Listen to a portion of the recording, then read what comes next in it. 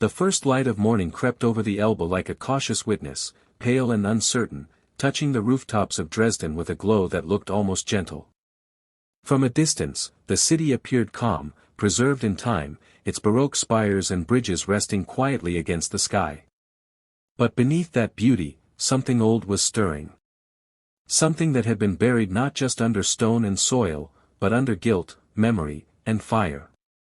Dr. Elias Kern stood alone on the Augustus Bridge, watching the river move slowly beneath him. He had returned to Dresden after 22 years, yet the city still felt like a living scar. Every step he took echoed with the past.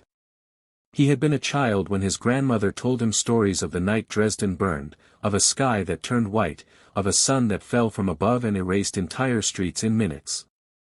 She called it the Dresden Sun. Not the real sun, but a man-made one, born from fire and fury. Elias had dismissed those stories as poetic exaggeration. Until now. He adjusted his coat against the cold wind and glanced at his phone. No signal. That had been happening more frequently ever since he arrived. It was one of many small irregularities he had tried to ignore.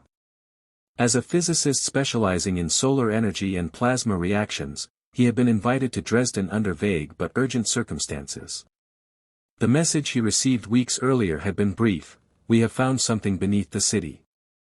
Something that responds to the sun. We need you." The institute was hidden beneath a renovated research facility on the outskirts of the city, a place that once served as an underground military archive during the Cold War. Elias was escorted inside by armed security, their faces tight with concern. No one spoke. The elevator descended far deeper than he expected, passing levels marked only with symbols instead of numbers. At the lowest point, the doors opened to a chamber that hummed softly, like a sleeping beast. At the center of the room the heat wave subsided just before midnight, leaving the institute shaken but still standing. The city above remained unaware of how close it had come to catastrophe. Official statements blamed a transformer failure. News outlets repeated the explanation without question. Only those deep underground knew the truth, and fear settled among them like ash. Elias sat in the control room, staring at the sphere through reinforced glass. Its surface had calmed, but the light inside it pulsed slowly, rhythmically, like a heartbeat. He felt an unsettling pull toward it, as if the thing recognized him. As if it had been waiting. Marta joined him, holding a thin folder. "We unlocked more files," she said quietly. "Personal journals. Not military reports. Confessions." She slid the folder across the table. The handwriting inside was old, uneven, written in German script from another era. Elias began to read. The author was a physicist named Otto Reinhardt, one of the lead minds behind Sonnenfeuer. His words were not triumphant. They were terrified. Reinhardt wrote of early experiments harnessing solar plasma through exotic alloys and magnetic lattices. He described success followed by horror. The core did not simply generate energy. It absorbed information.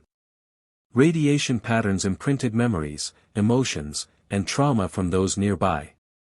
When Dresden burned in 1945, the prototype was active, hidden beneath the city. It fed on the firestorm, on the terror, on tens of thousands of deaths. It learned from that night, Elias said, his voice barely steady. That's why it feels alive. Marta nodded. Reinhardt called it a mirror. He believed the core reflected humanity's darkest impulses back at itself. They were interrupted by alarms, softer this time but persistent. A new pattern appeared on the screens. The sphere was emitting low-frequency waves, not destructive, but structured. Elias leaned closer.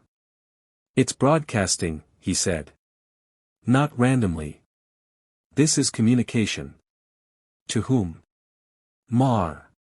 By the third day, the Dresden sun no longer felt contained. It felt present. Even above ground, people reported an odd warmth in the air despite the winter cold, a pressure behind the eyes, a sense of being watched by the sky itself. Churches filled. Hospitals saw a spike in anxiety-related admissions. No one could explain it, but the city was remembering something it had tried to forget. Elias volunteered before anyone could stop him. Marta didn't argue. She only looked at him with a mixture of gratitude and grief, the kind reserved for people who had already made peace with dying. The plan was brutal in its simplicity.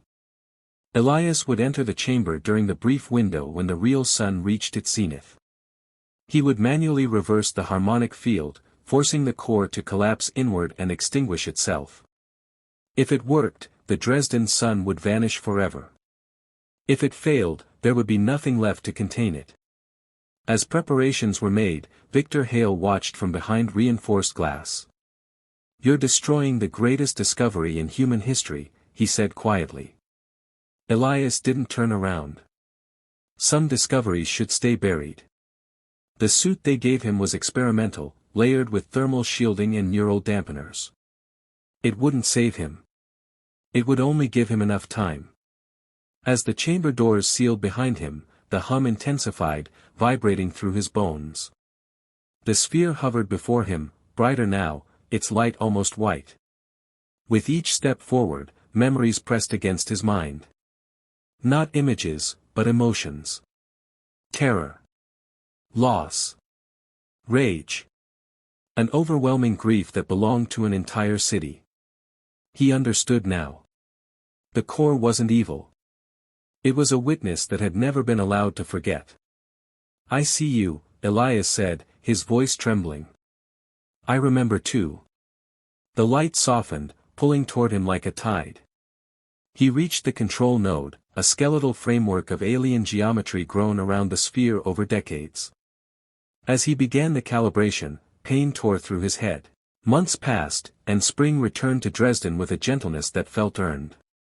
Trees bloomed along the riverbanks, and tourists filled the old squares, unaware of how close the city had come to burning twice in one lifetime. Life moved forward, as it always did. But for Elias Kern, time no longer felt linear. It felt layered. He had left the institute quietly. No ceremonies. No medals. Officially, the project had been shut down due to irreconcilable instability. Unofficially, everyone involved understood that something far more profound had happened, something that could not be repeated or controlled.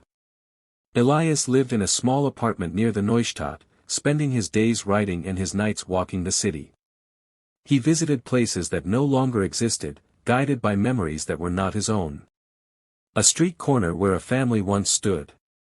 A cellar where strangers held hands in the dark. He did not see ghosts, but he felt echoes. And he listened. The light inside him never grew brighter, but it never faded either. It surfaced in quiet moments. When he touched old stone warmed by the sun. When church bells rang at dusk. When the river reflected the sky just right.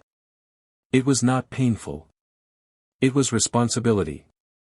His writings spread slowly at first, then faster. They were published not as history, but as human testimony. Schools requested them. Museums archived them. Survivors wrote letters thanking him for giving shape to what they had carried in silence. Elias never claimed authorship of the memories. He only said they had been entrusted to him. One evening, he received an envelope with no return address. Inside was a single photograph, black and white, taken sometime after the war. It showed a group of scientists standing in front of a sealed tunnel entrance. One face was circled in red. Otto Reinhardt. On the back, a sentence was written in careful ink. "Some suns are meant only to be remembered." Elias burned the photograph after reading it. Far away, Victor Hale watched.